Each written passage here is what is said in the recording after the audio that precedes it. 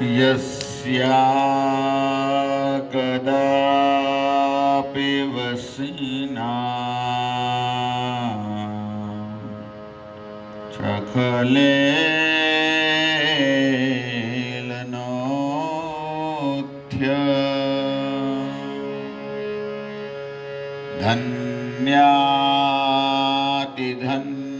धन्यातिधन्यपवने न कृतार्थमानि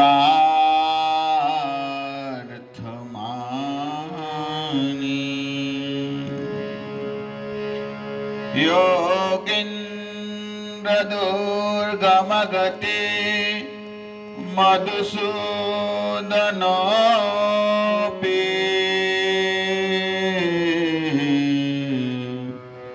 तस्या नमोऽस्तु विश्वभानु भुवो दिशेऽपि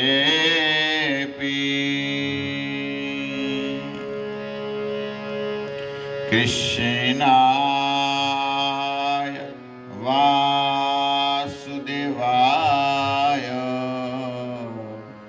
हरये परमात्मने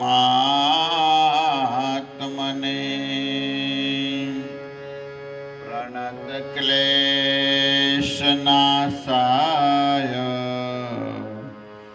गोविन्दाय नमो नमः। नाम संकीर्तनं यस्य सर्वपापप्रणाशनम्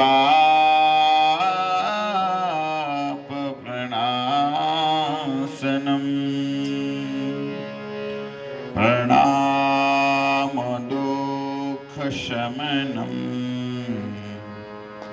तं नमामि हरिपरम्।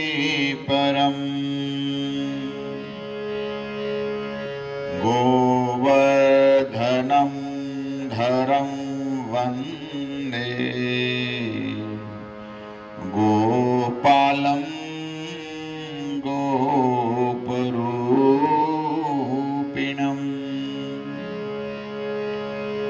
गोकुलोत्सवमीशाना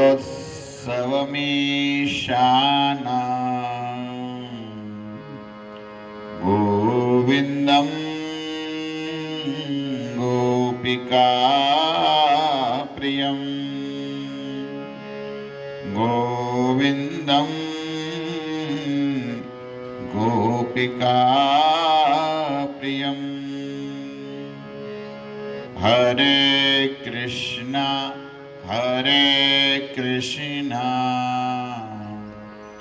कृष्णा कृष्णा हरे हरे हरे राम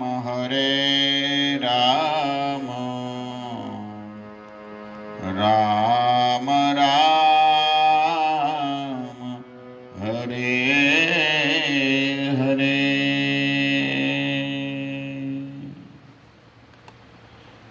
हरे कृष्ण।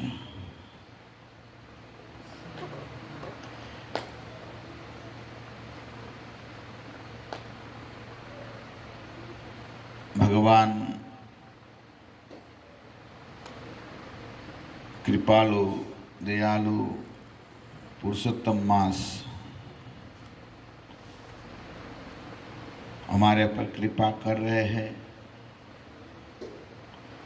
हम यहाँ पर हर रोज हरि कथा सुन रहे और दास भगवान की सेवा गुणगान गा रहा है। आनंद होता है।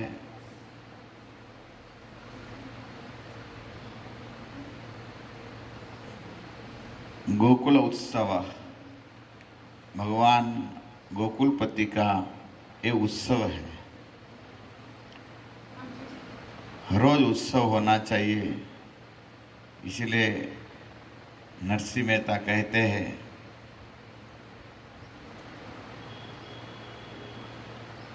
भगवान का उत्सव हर रोज होना चाहिए। नित्य सेवा नित्य कीर्तन निरखवा नंद कुमार रे। नित्य कीर्तन, नित्य उत्सव, निरखवा नंद कुमार रे। नित्य उत्सव होना चाहिए। उत्सव मतलब आनंद, हर रोज आनंद होना चाहिए। और आनंद कब होता है? जब भगवान की लीला कथा हम सुनते हैं तब। क्योंकि जिस व्यक्ति को आनंद प्राप्त करना है, जिस वस्तु हमको चाहे, इसका हमको संग करना पड़ेगा, तब इस वस्तु हमको प्राप्त होता है। जिस व्यक्ति को कुछ बिजनेस सीखना है, तो कोई बिजनेस कार्य करता है, इसके पास जाएगा तब वो सीख पाएंगे। कोई किसान व्यक्ति है और कुछ खेत करना सीखना है, तो किसान व्यक्ति के पास जाना पड़ेगा, तब वो खेत सीख पाएंगे। इसी तरह जिसके आनंद प्राप्त करना है, तो जो आनंद में रहते हैं, इसके पास हमको जाना पड़ेगा। तो इस संसार में आनंद में कोई है तो केवल भगवान है।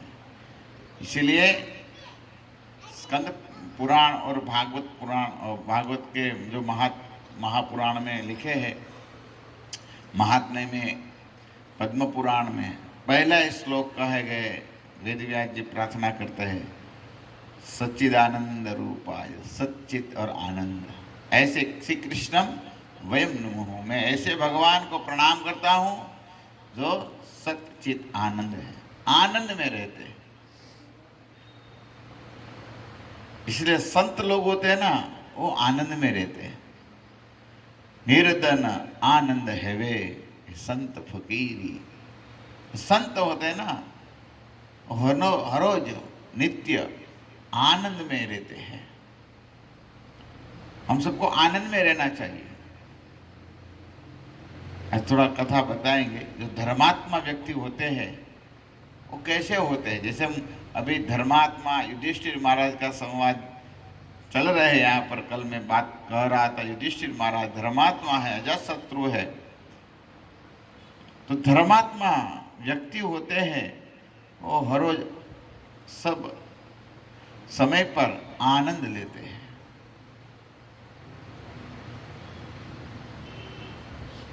इसलिए हम सबको हर रोज भगवान की लीलाओं का श्रवण करना चाहिए, गुण गाना चाहिए। अमरीश महाराज भी यही कहते हैं, वित्र भागवत भी यही भागवत में कहते हैं, गृणंति वाक् कर्म करोतु काया। मन से भी यही स्मरण करना चाहिए। प्रभुपाद जी की कृपा है, हमारे इस संप्रदाय में हर रोज भागवत का श्रवण होता है, अर्च विग्रह होता है, पूजा। जो नवधा भक्ति है, जो प्रहलाद महाराज ने कहे है, नवधा भक्ति हर रोज होता है। भक्तों का संग होता है और भगवान की कथा सुना है, बाद में इसका स्मरण हम कर सकते हैं। और गुरुदेव की कृपा से दास तो पहले ही बना देते हैं। दास्य भक्ति का नाम दे तभी दासे देते हैं हमको, लेकिन फिर हम दास नहीं बनना चाहते हैं, गोदास बन जाते हैं, इंद्रिय के दास बन जाते हैं, भगवान के दास मिट जाते हैं।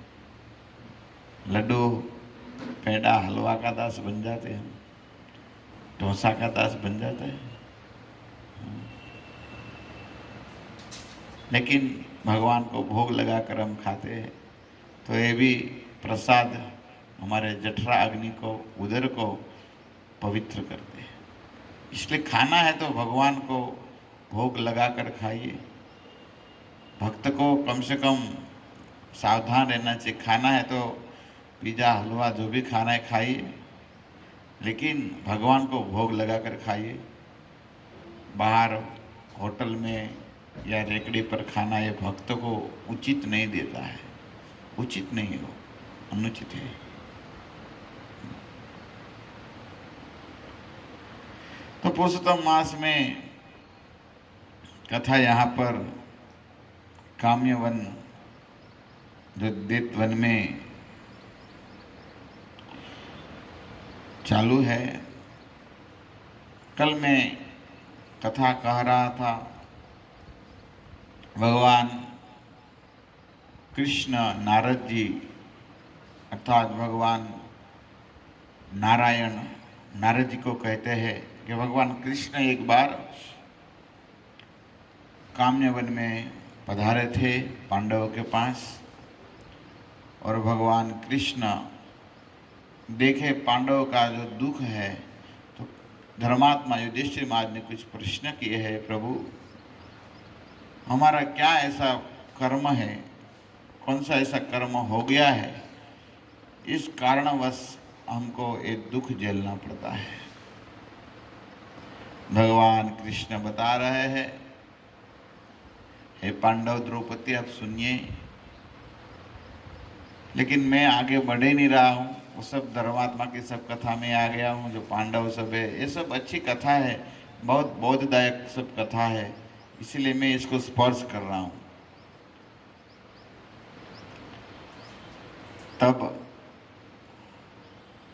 भगवान बताना चालू करते हैं, और पुरुषोत्तम मास एक बार कहते हैं भगवान विष्णु के चरण में गया, और विष्णु के चरण में जाके वो कहते हैं, प्रभु मेरी क्या गलती है, सब 12 महीने में अच्छा मुहूर्त निकलता है, लेकिन मेरे महीने में अच्छे मुहूर्त नहीं होते। लोग मुझे मलमास कहते हैं। भगवान कहते चलो हम पुरुषोत्तम पास ही जाते हैं। तो भगवान विष्णु और मलमास गोलोक में जाते हैं, जहाँ भगवान वेणुधारी है, निरंतर रासमंडल में गोपियों के साथ, राधा रानी के साथ हिला करते हैं। ऐसे गोलोक में गए हैं भगवान पुरुषोत्तम के पास। पुरुषोत्तम ने भगवान ने कहे है, आप खेद मत करो, मैं स्वयं आपका जो मास मलमास है, ये मलमास निकाल कर मैं पुरुषोत्तम मास आपको नाम देता हूँ, और आपके महीने का अधिष्ट देवता मैं रहूँगा। भगवान स्वयं कृष्ण रहे हैं। तो इस कथा पर भगवान धर्मात्मा युधिष्ठिर महाराज को बता रहे हैं। कल मैं कुछ धर्मात्मा अजातशत्रु की बात कर रहा था। इतने सुंदर सुंदर कथा है युधिष्ठिर महाराज की, हृदय को पवित्र करते हैं। युधिष्ठिर महाराज जब द्वैतवन में थे, तब एक बार एक ब्राह्मण एक झाड़ पर एक अरणी नाम के लकड़ी होती है। पहले जब ब्राह्मण लोग थे, वो ब्राह्मण अरणी रखते थे, और अरणी से क्या होते थे, अरणी से अग्नि प्रकट होती थी। ऐसे कोई घर्षण करने से अग्नि होता है, लेकिन अरणी नाम के जो लकड़ी है, थोड़े घिसने से तुरंत इसमें अग्नि प्रकट हो जाती है। तो ब्राह्मण पहले अग्निदेव को लेकर साथ चलते थे, कभी भी अग्नि की जरूरत पड़े। क्यों?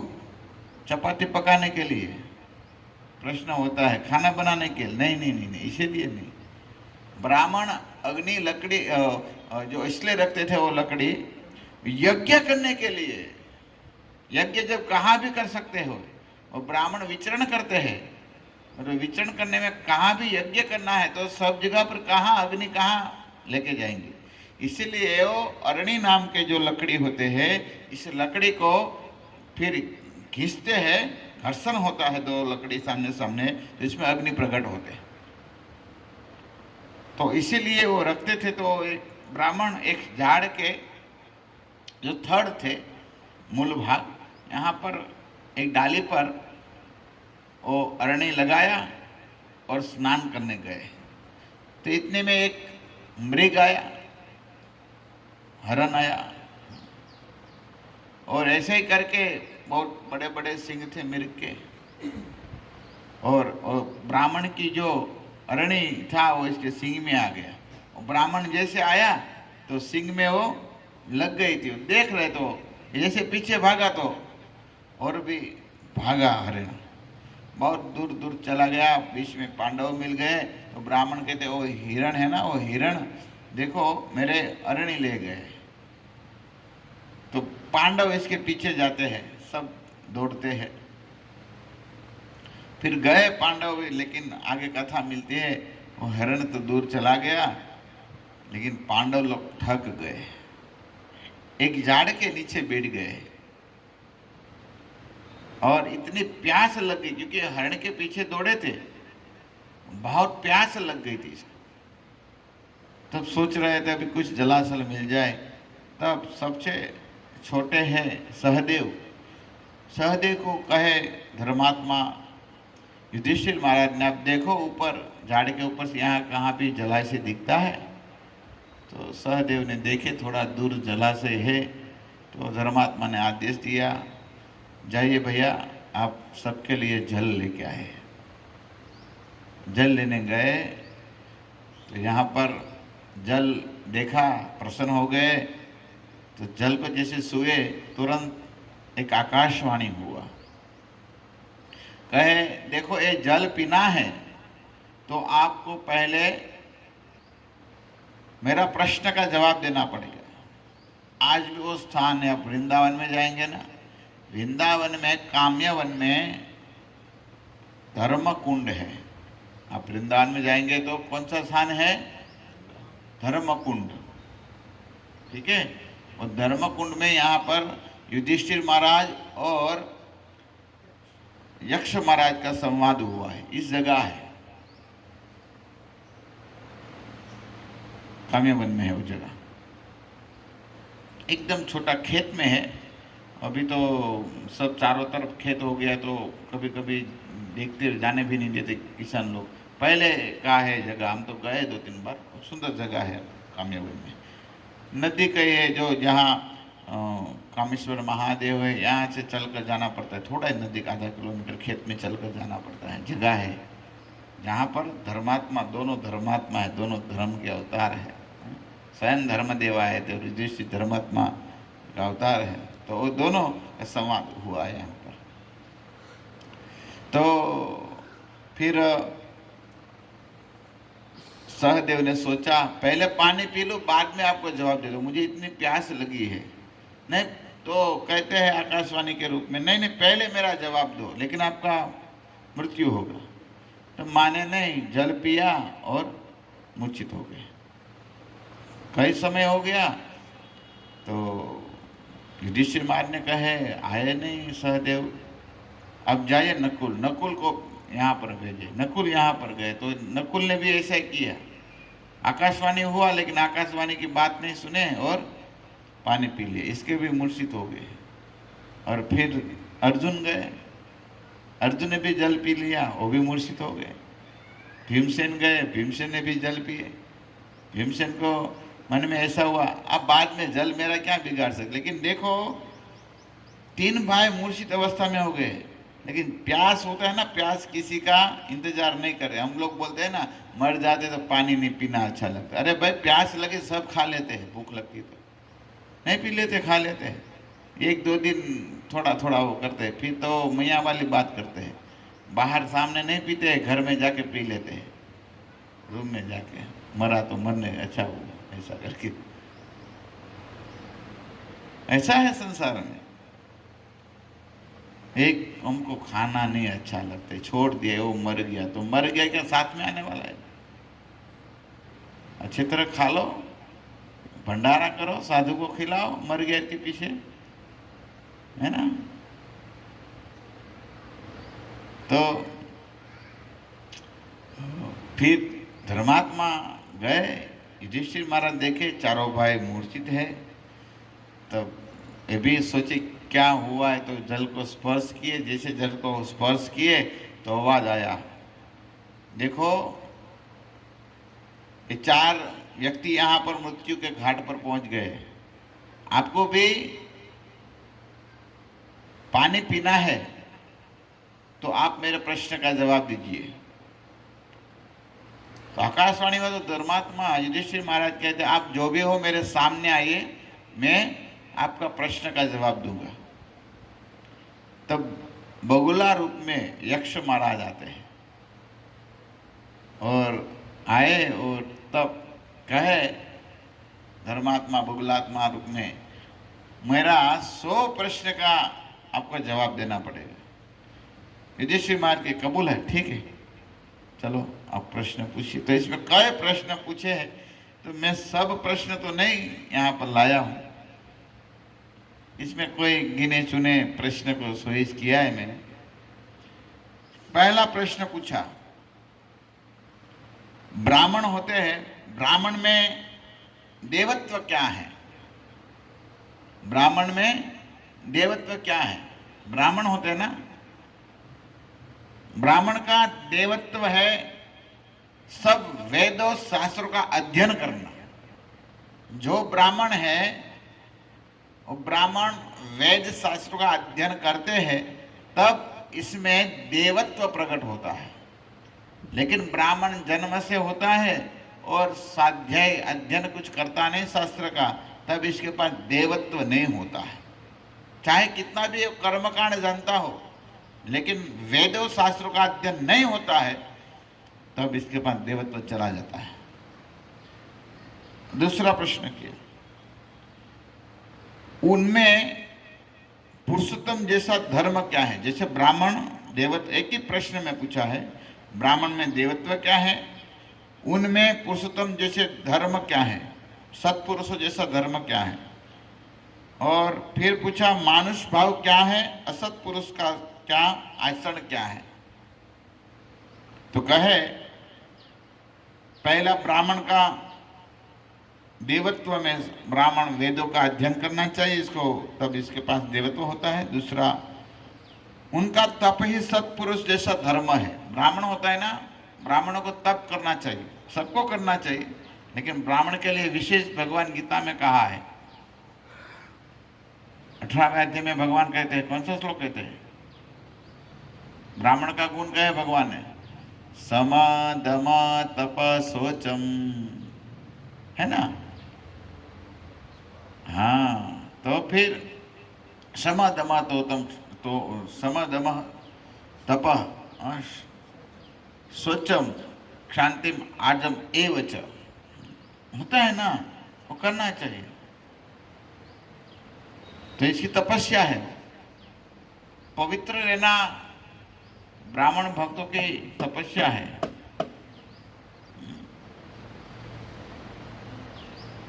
तो इसी तरह कहे, और कहे मानुष का भाव क्या है, मानुषी भाव क्या है, असत पुरुषों का आचरण क्या है।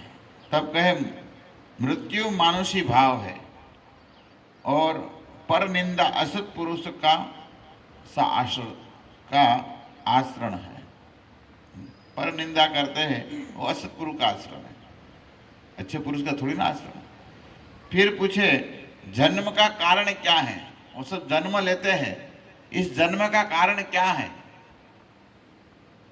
तब बताते हुए कहते हैं अतृप्ति वासना एक कामना और कर्म फल ही जन्म का कारण है।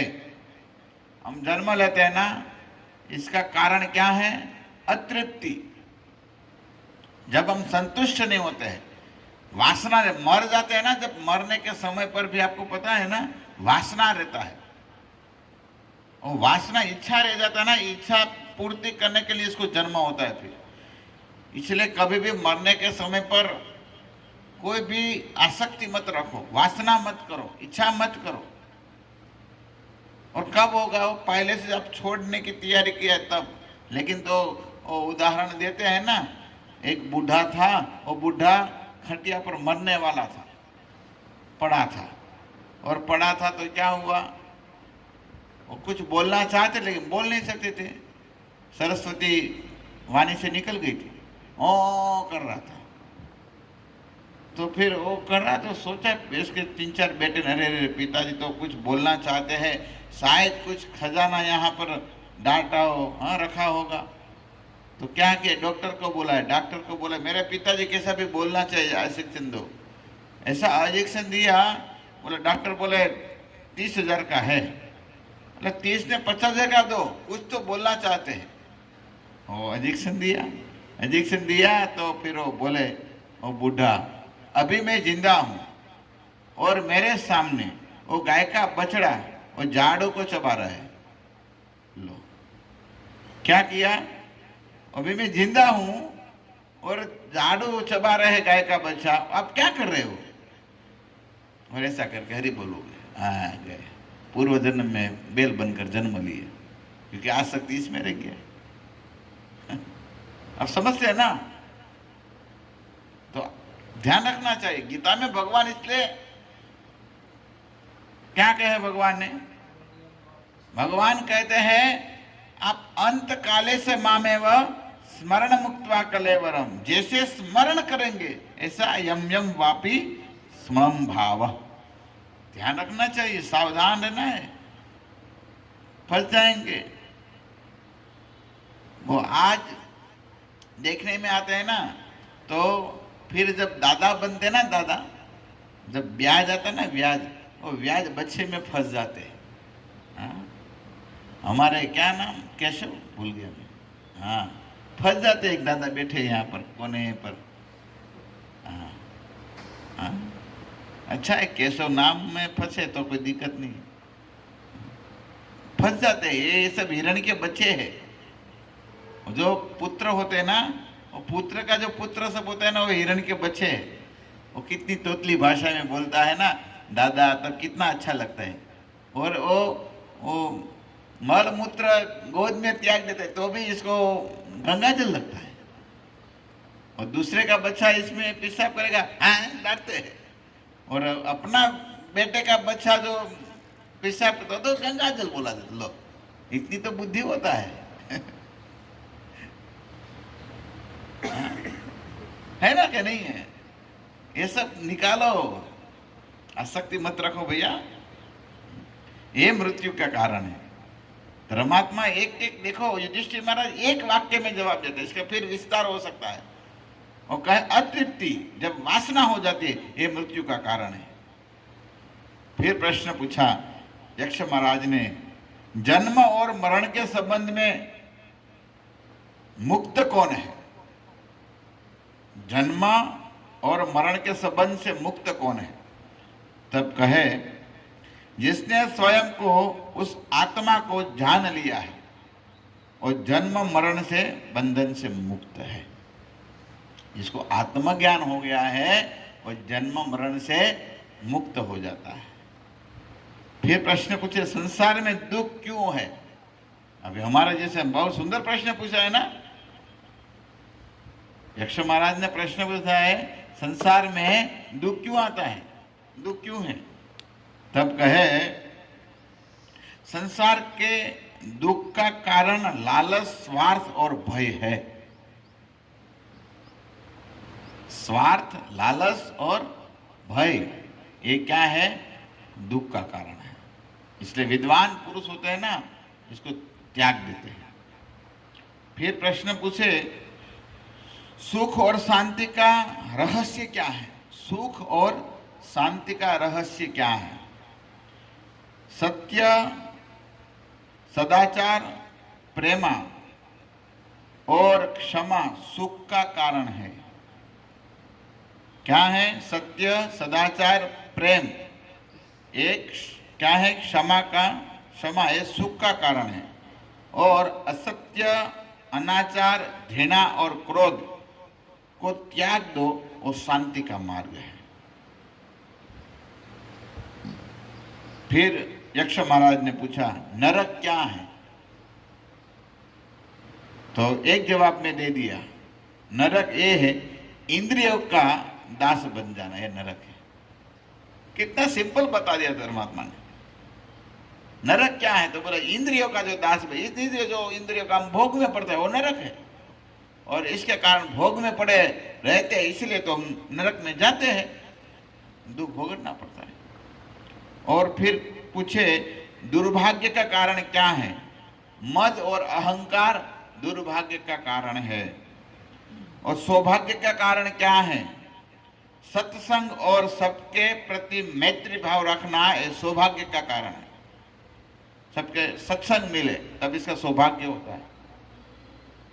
मनुष्य का साथ कौन होता है? प्रश्न पूछा है, मनुष्य के साथ कौन होता है? मनुष्य का साथ कौन देता है? तब कहे धैर्य ही मनुष्य का साथी होता है। धैर्य जिसके जीवन में है वो मनुष्य को अंत तक साथ देते हैं। फिर कहे हवा थी तेज, हवा से तेज कौन है? सुंदर जवाब दे दिया। देखो डायरेक्ट, मन। हवा से भी तेज कौन चलता है भाई? मन है। गीता में भगवान कहते हैं ना, भगवान कहते हैं गीता में 6 नंबर चैप्टर, 6ठा अध्याय में कितना नंबर के श्लोक है? 34 नंबर के। संसल हे मन कृष्ण प्रमाथि बलबल दडम तस्याम निग्रह मन्ये वायुरेष दुष्करम। कितना सुंदर था। हवा से भी तेज चलता है तो कौन चलता है? मन चलता है। देखो हवा तो यहाँ से स्पर्श होगा तो निकलने में भी 2 सेकंड लगेगा, लेकिन ये 2 सेकंड से भी ज्यादा मन चलता है। देखो कितना फास्ट चलता है ये। अभी कोई बोलता है ना मन के स्पीड से अभी कोई वाहन नहीं बने, कोई ऐसी गाड़ी, प्लेन भी नहीं बने। प्लेन को अमेरिका जाने के लिए 22 घंटा लग जाता है, लेकिन मन को 22 सेकंड भी नहीं होता है, पहुंच जाता है तुरंत। कितना तेज चलता है मन। इसीलिए इस मन को क्या करना है? भगवान ने क्या कहा है? फिर इसके उत्तर प्रश्न पूछे ना अर्जुन ने। मेरा मन मेरे कंट्रोल में नहीं है। हवा से, हवा को मैं कंट्रोल कर सकता हूँ, मन को नहीं कर सकता। तो भगवान क्या कहे? अभ्यास तो करते, अभ्यास करो। मन को क्या बनाना है? भगवान ने कहा है मन मना मत भक्तो मध्याजिमाम नमस्कुरु, मुझे प्रणाम करो, मेरा भक्त बनाओ। ये करना पड़ेगा। तो मन तेज है, हवा से भी तेज चलता है। तो युधिष्ठिर महाराज ने कहे, फिर लास्ट बाउट है, लेकिन मैं लास्ट में आता हूँ। लास्ट में पूछ दिया संसार में सबसे बड़ी आश्चर्यजनक बात क्या है? संसार में सबसे बड़ी आश्चर्यजनक बात क्या है? युधिष्ठिर महाराज जवाब देते हुए कहते हैं अहनि अहनि भूतानि गस्यन्ते यमला यमालादय। यहनि यहनि भूतानि गस्सन्ति यमालायम। फिर कहते हैं शेषम स्थावरम मिष्यन्ति किमार्चर्यम अतः